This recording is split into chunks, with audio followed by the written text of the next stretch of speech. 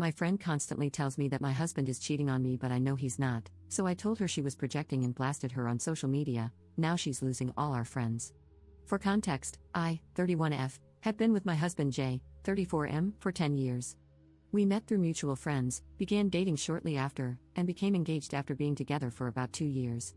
We aren't legally married yet, as we both agreed we wanted an all-out wedding and to travel for our honeymoon, but that is expensive AF, and we wanted to prioritize spending our money on things like our house, our vehicles, medical expenses, and so on. We bought each other matching rings that we wear as if we are married, refer to each other as husband and wife, and present ourselves as married socially. We just haven't actually had a wedding. Our families understand this, and since we are both children of divorce, our parents were fine with us not wanting to get married, since their opinion of marriage was somewhat skewed, to put it politely. Most of our friends also don't comment on our lack of being officially married, as they either don't care, agree with our logic that there are more important things to spend money on, or are the sort of people who think the point of a legal marriage isn't as necessary as it has been in the past. Then there's Trisha, 28F. I met Trisha through an old job, and we got along really well. We enjoyed the same music, food, and had similar opinions on things like movies, books, and clothes. Trisha is a lovely person, and I genuinely enjoy her friendship, but she occasionally goes through these odd phases where she analyzes the behavior of the men in our social circle. She will present her theories to us ladies based on things like social media posts, odd behavior she says she noticed during group barbecues or beach trips, and so on. While I have no problem calling out potential crappy behavior in a friend, the things she deems suspicious don't really hold water in my opinion. For example, she's never quite let go of considering one of our male friends to be in the closet, and her evidence is that he's a bit of a perpetual bachelor. According to him, his bachelor status is because he's holding out for a girl who doesn't mind his transient lifestyle as a man who has to travel a lot for work, and would want to join him rather than wait around at home. But according to Trisha, he must be having countless encounters with other males across the country and refuses to tell us, even though many of our friends in our friend group are not straight, and are open about their orientation, and even bring their partners to social events. Then there's my sweet Jay. Jay has never been a very physically affectionate person, and he is likely on the spectrum but isn't interested in having a formal diagnosis. He took the Radxar about 4 years ago when he was seeking treatment for chronic migraines, and the results strongly suggested that he may be on the spectrum. Once he got those results back, he sort of got over the idea of wanting answers for some of his mental health questions, preferring to just go to therapy and work on finding a good treatment for his migraines. According to him, the Radxar was good enough to solve the mystery and provided some closure for him. I didn't press the issue, as the idea of getting on his case about a diagnosis he didn't feel he needed seemed unnecessarily harsh to me. On top of that, Jay loves fishing. When you put these two facts together, hopefully a picture gets painted for you, but I'll clarify anyway. He knows all about the different types of aquatic environments in our area where you can legally fish, when all the different spawning seasons are, what every species eats, how they hunt, and he can even tell what sort of fish is on his hook based on how it feels when he's pulling them in. He can look at a body of water and instantly tell you if fishing will be good that day, and he has never been wrong. It's like living with a fish-based psychic. Since I am an avid lover of seafood, his fishing in pursuit of fish-centric knowledge has only been a boon to me. I can express interest in wanting a fish dinner on Monday morning, and that night, he will bring home and cook up enough fish for us to eat like royalty. He's even excited to catch fish to make into fertilizer for my new rose bushes, since he feels confident he will be able to pull up the perfect food for my new roses. The suspicious activity, according to Trisha, is that he often goes on spur-of-the-moment fishing trips by himself, and can sometimes be gone for hours. He will randomly stand up, say something like, "All right, 'tis fishin' time," and give me a kiss before he hits the road. While I would ordinarily agree that something like that could be suspicious, I know factually that Jay isn't cheating, as he always sends me countless pictures and videos while he's on these trips, as well as calling me on the phone when he's particularly excited about a good catch, how he's trying to get uniquely sneaky fish, a cool bird he saw, things like that. Even if he's gone for 10 hours, my phone will be blowing up for all 10 of those hours with pictures of his sunshine smile next to a fish, or videos of him cheering as he shows me what he's caught on that trip. I adore these pictures, videos, and phone calls since they make my heart so full with how much joy he feels and how at peace he is on the water. I would join him more often, but I usually stay home since it wouldn't be fair to our dogs if both of us left for undefined amounts of time on a whim. Instead, I find my peace in watching through his eyes, and when he comes home, I'm always happy to get the play-by-play of how the trip went while Jay prepares the fish for us to eat. We even have a game now where he quizzes me on what types of fish he caught, and if I win, I get a big hug. None of this is good enough for Trisha. For years now, she has had her suspicions about Jay, but I've always brushed them off as I'm secure in my relationship and trust Jay implicitly. When Trisha first brought her theory to me, I brought it up to Jay, who was genuinely hurt and asked if I shared in her suspicions and wanted him to go fishing less. I told him no, but that I felt he deserved to know what Trisha was telling people about him. He understood and was willing to let sleeping dogs lie. Over the years, as Jay and I kept on keeping on, unmarried and in fishy bliss, Trisha became more and more adamant that not only was Jay cheating, but that the reason we weren't married is that he convinced me to wait for an expensive wedding and he would rather continue cheating during fake fishing trips.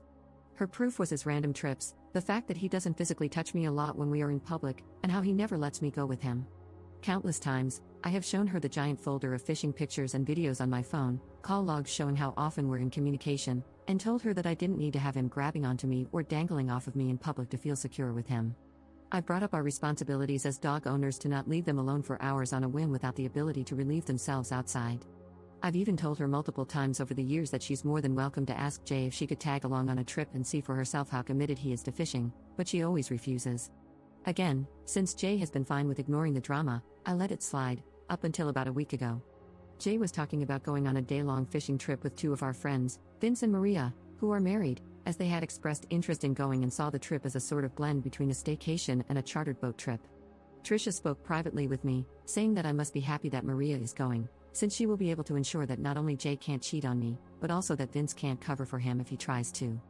I'd finally had enough, as now she was dragging poor Vince into this and slandering his character, when all Vince had done is agree to a day trip with an old friend. I told Trisha that she needs to either bring her suspicions directly to Jay and hash it out with him, or let it go, because as far as I'm concerned, she's projecting her issues onto Jay since Trisha can't keep a guy longer than 3 months. While that assessment isn't entirely true, I wanted to hurt her feelings and cut her down to size because that's my sweet Jay she's dragging through the mud. Trisha not only took it personally, but also said that I was just naive and afraid to be single. I told Trisha that she was projecting again since she's a serial dater who scares men off with her wannabe Sherlock Holmes nonsense, and she just can't fathom a man with a real hobby because she only goes after half-baked fake gym bros more interested in their own pecs than what she's got going on and wannabe finance brothers who blow their entire paychecks on crypto. She stopped talking to me after that and hasn't reached out to me since. Granted, I haven't reached out to her either, but I'm mad at her because she was rude. Our friend group doesn't really give this entire situation much weight, saying stuff like, "That's just how she is," or, "What did you expect?" or, "We know Jay isn't cheating, but he's an exception to the rule, and maybe Trisha just doesn't see that." While I was willing to stand my ground at first and not budge on the issue, now I'm wondering if maybe I was too harsh and should apologize for being petty just because I wanted to knock her down a peg and get her to give up on her theories. Update 1. I wanted to give a small update now before I bring the axe down tonight. This will be shorter, as Jay and I will be going fishing together this afternoon after lunch. I showed Jay the original thread, and we had a heart-to-heart that lasted until the wee hours of the morning. Firstly, he wanted me to express his appreciation for all of you, as well as shout out to his fellow fishing enthusiasts. He encourages you all to get out there and try your best, regardless of your success, and to share with him the joy it brings, even if we can't all go fishing together. After going through all of your beautiful words and generous support, we shared our thoughts on the matter not only as a couple, but as two people with different levels of attachment to the individuals in our friend group. We both agree that we had been holding on to these friendships more out of a sense of nostalgia and a desire to be kind, rather than actually examining what these friends brought to the table and whether or not they enriched our lives. We had been distracted by a desire for community and old bonds, sacrificing our comfort and respect not only for ourselves but also for our choice to be together and have a dynamic that some may not view as normal or valid in some capacities. While Jay and I have different views on what certain friends mean to us, we agree that enough is enough, and it's time to not only establish boundaries but also to not give an inch to those who have caused us to come to this, Trisha especially. That said, Jay is a good man, a strong, whip-smart, generous man, and reading the feedback you all provided made me realize something. I'm freaking angry. I allowed a venomous waste of air around my sweet Jay. She slandered him, belittled me, devalued what we have, and I allowed it, like some sort of coward. It's going to end now, and I'm ending it my way. I will not be allowing Trisha to slink away from this or have room to twist words to make me look like anything other than a woman with righteous fury regarding the man she vowed to honor and protect. I'm sorry to report I will not be taking the high road, nor will I be handling this with tact and decorum.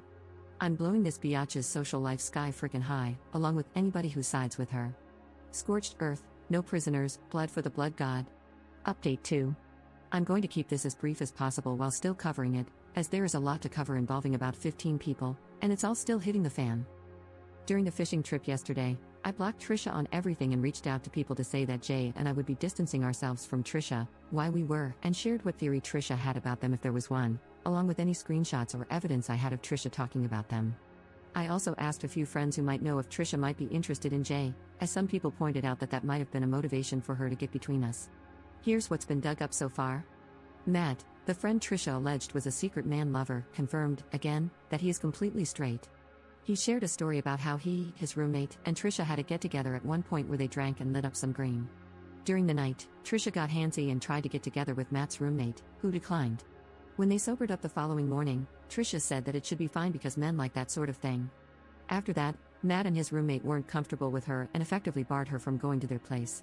Matt suspects this is the origin of the rainbow rumor, and he's chosen to step away from the social group to reevaluate some things. I didn't want to press him, so I left it there. Vince and Maria have gone dark. Maria believed that Trisha was the victim in all of this, and Vince was vague in his responses and seemed to be taking a more hands-off approach, but they stopped responding when another friend sent a screenshot of Trisha alluding to them being into swinging because they have a decorative pineapple on their kitchen counter. Neither of them has anyone blocked, but no one can get a response out of them either. One friend got into an argument with his girlfriend after said girlfriend went through his phone, because of the drama, and found either texts or pictures, I don't know which, that, according to her, proved that he's been sleeping with Trisha on and off. I heard this from his brother, who reached out after the girlfriend left a voicemail saying she's kicking the friend out, and the brother wanted to know what was going on. I'm not sure exactly what's happening there, as that friend has also gone dark, and none of us know the girlfriend very well or have her phone number. One friend came clean about her struggles with prescription pain meds after her mother lost her battle with cancer because Trisha had been trying to blackmail her into getting dirt on Matt, Jay, and Vince, and was using the substance abuse as leverage. Admittedly, a lot of my attention got diverted after this came to light, because that's a much bigger problem than my beef with Trisha. We are still working on creating a good way for people to be a support system for her moving forward, and that will be what we as a group will focus on from here on out. An old friend of Jay's dropped a nuke by revealing that Trisha tried blowing him in the bathroom during a Friendsgiving dinner we had last year, only to turn around and try to blow a different guy in the bathroom after Chris turned her down. Jay, some other friends, and I created a new Discord server for all of the friends coming out of this drama against Trisha, and so far, it's just been a lot of comparing dates, texts, and Discord DMs, but it looks like Trisha has been trying to either sleep with or break up every guy in the friend group, as well as either get rid of or get leverage on every girlfriend in the group. Either way, we have bigger fish to fry now. It's time to put this all behind us and help our friend who really needs it. Thank you all for your kind words and helpful advice, even the harsh stuff.